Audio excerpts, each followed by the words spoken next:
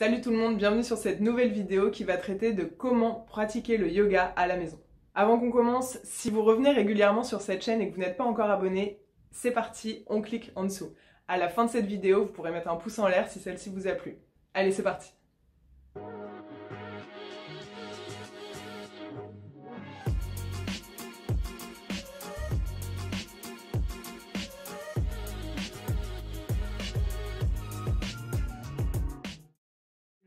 Comme vous le savez, l'année 2020 a été l'explosion du sport à la maison. Avec le confinement, vous avez eu accès aux cours gratuits sur internet, que ce soit sur les réseaux sociaux ou sur d'autres sites. Vous avez eu accès à encore plus d'offres avec des plateformes sportives.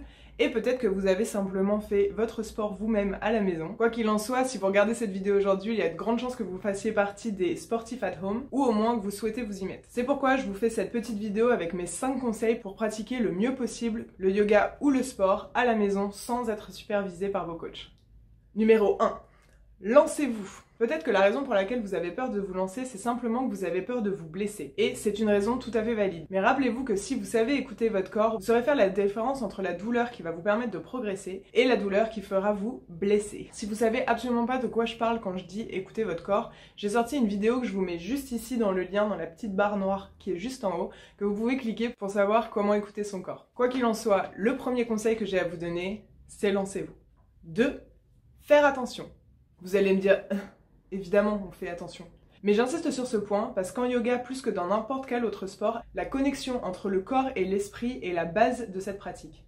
Le fait de forcer votre concentration sur tous vos ressentis va vous permettre de renforcer votre concentration et d'apprendre à mieux vous connaître. En fait, le yoga, c'est une pratique qui est vraiment très personnelle. Ce seront vos ressentis qui vont vous permettre de vous dire si vous êtes capable de faire le mouvement ou non, et non pas la théorie que vous enseignent vos professeurs.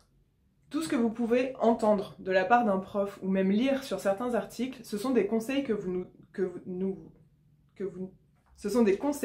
vous donnons pour vous perfectionner et vous protéger. Mais si en les appliquant, votre corps vous fait mal, c'est simplement qu'il n'est pas encore prêt à le faire. Donc faites bien attention et écoutez ce que vous dit votre corps. 3. N'ayez pas peur des blessures. Alors certains seront pas d'accord avec moi, autant vous le dire, mais je pense que les blessures ne sont pas tellement une mauvaise chose. Par exemple, un enfant au ski n'a peur de rien, il fonce, il essaye de nouveaux trucs. Pourquoi? Parce qu'il est encore jamais tombé. Et après ses premières chutes, partons du principe que c'est une petite blessure, il va juste apprendre de sa blessure pour ne pas refaire cette même erreur qui l'a fait tomber dans les premières pistes. En yoga, c'est la même chose. Les petites erreurs que vous pouvez faire, par exemple un mauvais placement du dos, un mauvais placement du poignet, de la main sur le tapis, ou simplement du regard au niveau de la nuque, vont vous faire des petites douleurs qui vont peut-être pincer, et peut-être qu'à répétition d'un mauvais mouvement, vous allez vous sentir moins bien. Mais c'est comme ça que vous allez apprendre et mémoriser que ce mouvement que vous faites n'est pas le bon. Alors évidemment, je parle pas de grosses blessures, ça sert à rien de se dire je vais me lancer dans un équilibre sur les mains, m'éclater par terre, me casser la colonne vertébrale et plus jamais pouvoir remarcher. C'est absolument pas ce que je suis en train de dire. Je vous parle des petites douleurs dont il ne faut pas avoir peur. Et vouloir les éviter à tout prix va vous bloquer mentalement et vous empêcher de tenter de nouvelles choses pour mieux comprendre votre corps. 4.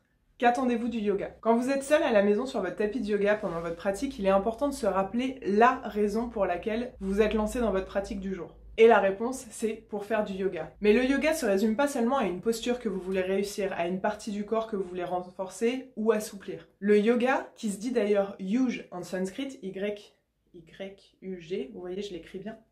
En sanskrit, ça veut dire l'union. Donc en fait, c'est l'union, la connexion entre l'esprit et le corps. À partir du moment où vous prenez le temps de respirer, de bouger d'une posture à l'autre en prenant le temps de ressentir les bienfaits de chacune des postures, c'est à ce moment-là que vous faites du yoga. Après, tout ce qui est accomplissement personnel, comme je le disais avant, les postures, l'assouplissement, le renforcement, ça, ce sont des bienfaits qui vont venir avec le temps en pratiquant le yoga.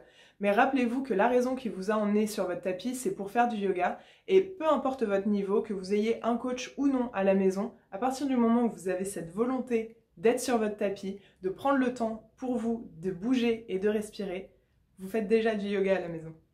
Et la 5e, c'est méfiez-vous de vos sources. Alors bien sûr, il y a les sources directement du prof que vous avez en face de vous sur la vidéo ou sur l'article que vous avez lu. Il est important quand même de savoir quel style de formation ces profs ont fait, parce que beaucoup de professeurs se disent professeurs de yoga avec des formations qui sont pas forcément reconnues par Yoga Alliance. Si vous savez pas de quoi je parle, n'hésitez pas encore une fois à refaire un tour sur la vidéo comment choisir son professeur de yoga, que je vous mets là encore une fois.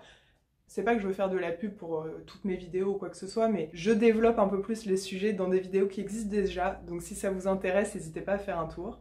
Mais au-delà du professeur en soi, il y a beaucoup de choses qui tournent sur internet qui vont vous faire peur par rapport aux alignements des postures. Particulièrement sur Instagram, vous verrez souvent des photos comme celle-ci, avec le validé et faux. Et même si je suis sûre que ces photos sont pleines de bonnes intentions, en général elles vous aiguillent pas forcément très bien, et personnellement je suis souvent en désaccord avec elles. Non pas qu'elles sont fausses, hein, loin de là, mais ces photos vous montrent plus particulièrement ce qu'il y a de faux à faire, et non pas vous corriger vous personnellement. Par exemple, la posture de la chaise twistée. Certaines de ces images vont vous rappeler qu'il est important que les deux genoux soient alignés. Moi-même, pendant mes cours, j'essaie de le rappeler à mes élèves. Parce qu'en fait, quand les deux genoux sont alignés, l'un à côté de l'autre, cela permet de replacer votre bassin parallèle à l'avant de votre tapis, et donc d'avoir une colonne vertébrale qui va twister jusqu'à la tête en ayant une bonne base. Donc certes, ce conseil d'avoir les genoux l'un à côté de l'autre est un bon conseil en soi, mais si votre corps n'est pas capable de le faire, ce n'est pas quelque chose de faux que de ne pas le faire. Par exemple, si naturellement vous avez un genou qui part vers l'avant, c'est juste que votre corps n'a pas encore la souplesse d'atteindre la bonne position de la colonne vertébrale. Mais quand vous êtes à la maison, si vous vous forcez à avoir la bonne posture exacte et que vous vous faites mal, ça n'a aucun intérêt de prendre du temps pour prendre soin de soi. Quoi qu'il en soit, peu importe ce que vous dit un professeur à l'oral dans une vidéo ou des corrections telles ces photos Instagram, essayez d'avoir un aspect critique par rapport à toutes ces informations et surtout adaptez-les à vos ressentis pendant votre pratique. En conclusion, le meilleur moyen de pratiquer le yoga à la maison, c'est simplement de pratiquer le yoga à la maison, de façon consciencieuse et de bien prendre le temps d'écouter et de connaître votre corps.